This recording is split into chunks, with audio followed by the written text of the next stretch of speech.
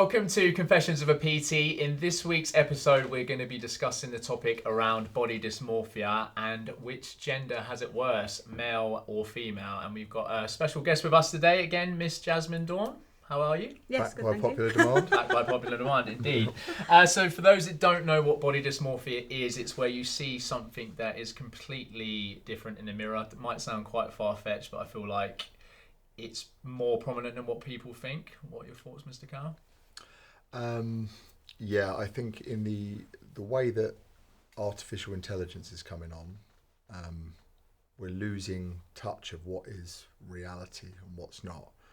And we always want to have we don't care about being wealthy as a human. We care about relative wealth to someone else. So you're always, whether you like it or not, you're comparing. You want to kind of know where you are just for your own sanity, really, not necessarily for ego, although we do all have ego as well.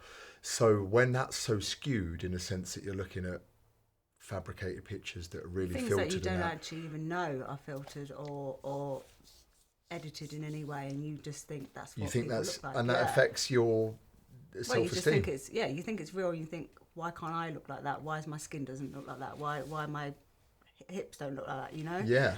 So much comparison. So the yardstick has moved for what we know as normal, and that really is a bad thing. In a sense, it's gone from inspirational to kind of out of our reach into playing a game that we can't win.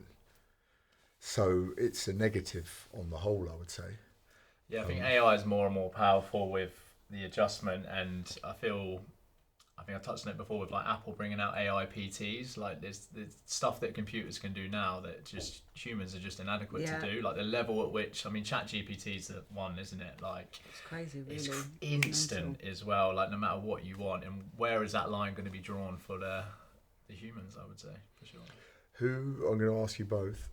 It's slightly skewed, loaded question. Who do you think's got it worse then, men or women, for body dysmorphia? Yeah, I'll go first. Yeah, go on. I'm going to go males 100% because of how prominent steroid abuse is in males. Yeah. I feel like more women take it than what they would like to. I'm just going to butt in quickly. There is that stat as well that it is officially supposed to be men by 2030. They reckon it'll be more body dysmorphia in men than women. Oh, really? Where's Not the to source? influence your answer. No, that's Give me the source right now. I'll argue. They're backing up what you say though. That it was men. Yeah, I don't. Me personally, I've not really. Obviously, I have like bad image days, but I wouldn't say past the line of body dysmorphia. But I know it's very prominent with a lot of females that they just don't. They see something that's not in the mirror. Because there's so much comparison. I think it comes from comparison more than anything. Comparison to like maybe people they see on Instagram, follow on Instagram. That again, either it's maybe like their job to look a certain way, or that the pictures have been edited, or it's just the work that goes behind it that maybe is not as well shown as it should be. We've touched on it before. It's that looking good versus feeling good as well. Like the epitome of health and fitness on Some men's people health. look great, but they actually Feel like shit. Yeah, I think it's totally. A lot of like the bikini shows that you do. Like they're not actually healthy. They lose their periods. They lose their periods. They have got no strength because they've got literally no body fat. Starving. Down to like yeah. So even though that's health, like it's in the health and fitness, but actually it's very unhealthy. I think it's a very lonely place. I feel like when they get to that level. There's no, like I said, we've spoken a bit on different podcasts about there being no ceiling for certain things, but with that is their ceiling, and to then go away from that, it's crushing for them mentally. Yeah.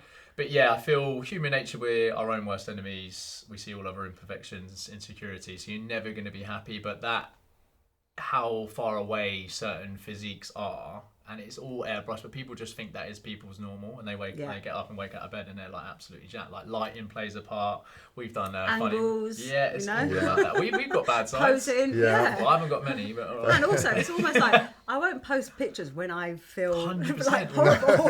When I'm having like post workout, squeeze. I want to post the ones where I actually feel my best. And like I know there's more and more influencers who do post like the bad and the good, which is good actually, because you can see that not everyone looks good all the time. But I think especially for like young girls, I think they look at everyone's on Instagram, everyone's looking at influencers. Influencers is such a big thing now, but also some of it is not real, it's photoshopped, or it's just their job to like look a certain way all the time. Have you seen the AI, sorry to interrupt you there, that can actually speak for you and do voiceover? Do your voice? That's the most recent one I've seen. So you don't even have to add. There's this one that will just move your eyes to the camera if you're like not confident. That's crazy. It's mad. Scary. It can kind of auto-correct you just in any manner. God, all of your deficiencies you. and just They kind of pop literally you do it up. better than you. It's like crazy. There was another one with like having a professional photo. They would like put your face on all these like really like suited up, suit and booted. Yeah, that one actually looks quite realistic though. So realistic. Yeah, really realistic. That's not knowing the norm, isn't it? I feel like it's getting, in some ways, worse for both parties. Body dysmorphia, regardless of who's worse, men or women, it's kind of getting worse. But I do feel like there almost be this tipping point where it goes full circle because people are realising, I think, that social media is not real. I think, it's more because it's so commonly used now. It's almost like you kind of expect it to be photoshopped or something to have been airbrushed. Yeah, so you're kind of going into it. I think it was like, oh, that's just real. But now I think more people are aware of it. Like you said, it'll probably do a full circle. I think it will, because if you want to have an image of someone that you think you can kind of look up to, it's got to be kind of accurate. And if you've got all these tools and that to kind of make it different, you go out in the real world, you don't usually see that many fit people. But on social media, it's like page after page after page. Especially and if you're speaking about it. It's it's. I know that we probably get marketed, or the algorithm, shows us a lot of fitness content because that's what we post, and that's what we like, what we interact with. But like, you go out to the shopping centre, it's like, no, this don't look like my social media reel. I think that's very true. I think people detach from what's real life and social media. I think, like you said, you've got to come down and think, actually, if you look at the real world, it doesn't look like Instagram. No, there's no one. And, I love Instagram because of that as well. It's sort of, you can use it for good and for bad. I think we said about it after we've had a night out, and you look at Instagram like, on Sunday, you're like, no, it's like the worst thing. Would you agree with that? Body dysmorphia for a man is different for a woman in regards to, I think most men think they're smaller than what they are with like muscles, and most women think they're bigger than what they are. Yeah. Does that make sense? I think that's very true. It's quite. I think so. Yeah. Yeah, I think so, definitely. I think looking good naked will never go out of fashion. And that's, I suppose, on some biological level, that's kind of what we're all after. But there's, I don't know, I've noticed a bit of a shift in the men's kind of stuff, like recently. I don't know quite why there doesn't seem to be much fat shaming for men, but it seems like, I don't know whether it's almost happening by accident that just men I think it's playing into that idea of the depression rates are quite high, and often if the diet and the habits and the lack of movement is wrong, then you feel crap about yourself because of the accumulation of that. Yeah. And then when you feel crap about yourself, you go thinking, oh, I noticed that more. Yeah. Whereas if you're in a good place, you probably I don't care about anyone else, I'm flying. Yeah. I feel like there's the level that we spoke about with obesity accelerating, that scale of the middle is so pushed, like people getting more and more fat, but then more people are like getting into fitness, and there's no like average Joe for like the better term, so then people will just one extreme to the other. Yeah, big time. I think it is essentially an echo chamber, social media, and I said about this on another podcast. There is that apex fallacy as well, which is where we overestimate how good the collective is. So if you don't go to the gym, you think everyone goes to gym can do 15 press-ups, 10 burpees, and deadlift 100 kilos. So they can't get anywhere near that. The average is probably three press-ups, 6 burpees, and 71 kilo deadlift. But you overestimate it. But and then if you don't go, you look at that and you're like, oh, there's a huge gap for me. This is worse. I think, it's because on Instagram, people who go to the gym and post, they've been training for a while. Yeah. They can or is that 1 rep max, isn't it? Yeah, normally beginners aren't going to be posting videos on Instagram, so you don't see that side of it. That's where you think everyone's experienced when they go to the gym. That's like we spoke about the gym anxiety. I think that's where that comes from as well. Yeah, you see the finished article and you don't see what went into it. I like those videos though where like some guy tries to do a backflip and he shows every day over like 47. Have you ever seen one like that where it's like the first day he's like, oh, I'm gonna next day he's like, almost like, and then like as it gets to by the end he does it and you kind of see like the build up. That's kind of quite cool to show because it shows you the graph. He's been doing this 4 hours a day and then he just nails it. He just nails it on like the 42nd day or something like that, and you see all of the times he nearly fell and hurt his shoulder and had to get up and kind of of, condensed into a video rather than just every one you open, oh, mate, he's jumping over a car. Oh, my God, flying handstand press-ups. Like, you love that. How many episodes is that now? That's every episode.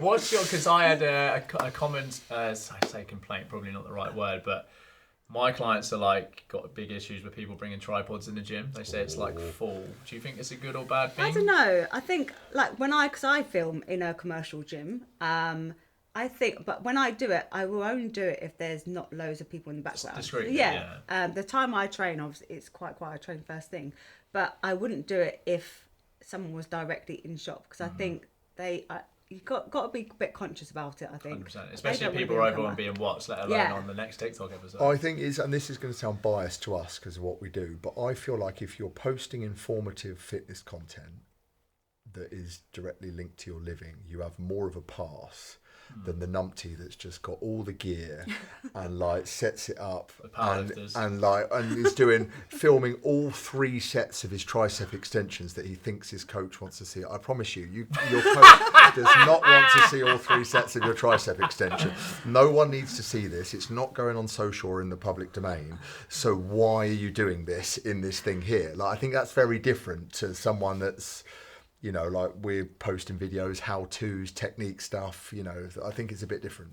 Cool. So I'll wrap this one up then. What would you say, what would be your best sort of tips for someone that is suffering with body dysmorphia? Let you go first on that. I think, firstly, recognise that they are your own thoughts, and your own thoughts can develop so much in your head. Recognise that those thoughts are yours, and it is real because it's happening to you, but you know that on other days you might feel better, so that's a sign that actually you're not always, what you see is not always the picture. Nice. Yeah, I like that. You are not your own thoughts. I love that. You can't believe every thought you have. That's big. I think for me it would be realising that there is no end goal. Even Phil Heath, when he was Mr. Olympia, was so critical of his own physique. That it's the human inclination to never be fully satisfied. It wants to keep you safe. So you want to get your joy from the fact that you do it regardless of the result. And it's the habit that keeps your self-esteem up. Yeah, and the process rather than and then ironically, the aesthetics seem to come almost faster and better than ever when you think like that than when you're like, oh, I went to the gym last week. Where's my body fat reduction? Yeah, I think my one, performance-based goals rather than aesthetics. When I went into CrossFit, that was the biggest thing because it was the first time I'd never cared about what I looked like. It was all I want to be stronger, fit, and I probably was in the best shape ever with that. Because you were doing Yeah, it was just a complete different shift. Relationship with food was better. But I think my number one tip, which I see time and time again, I think most people train well, they eat okay, but they don't have any check-in process. So I would say, progress photos either weekly or monthly, compare that every week, and then that in turn, because if you see yourself every day, you'll never notice the changes. And that's why I love doing progress photos, because it's huge. When you see yourself every day, you don't realise. Even I've had clients that have lost 10 kilos and they still feel like the person that was they just won't see it. So progress photos that's a real, just to end on, that's a real point that I think a lot of people struggle with. I think when you're starting a fitness journey, I've had people that have done very well, and then it's almost like doing well shows them behind the curtain as to where they could be, and they're almost more frustrated here than they were there. And it's like, let's celebrate this, shall we? And they're just forget it's almost like a lane has opened up as to oh my God, I could do this now or that now. When they were here, they didn't have much ambition, so they were just a bit stressed that they weren't there. Now, and it's like you have to smell the roses, otherwise you're just permanently, it's almost not worth doing. You're in this permanent state of stress. Enjoy the journey. However you get, you're not happy. So it's just... So I make clients, no matter what now, take progression photos, whereas before I'd be like, oh, you don't have to, you don't want to, but there's been so many times where they've done amazing, and I wish I took that first photo, and I'm like... I always also say, use how you feel about these photos to make sure you do something that's actually going to improve. 100% use it as leverage. But that magic in the smile and the way, just the glow in which they hold themselves, is so powerful. So. Well, we'll wrap this episode then. Thanks, Jasmine, for coming on again, back by popular demand, and we will see you guys same time next week. Thanks for watching.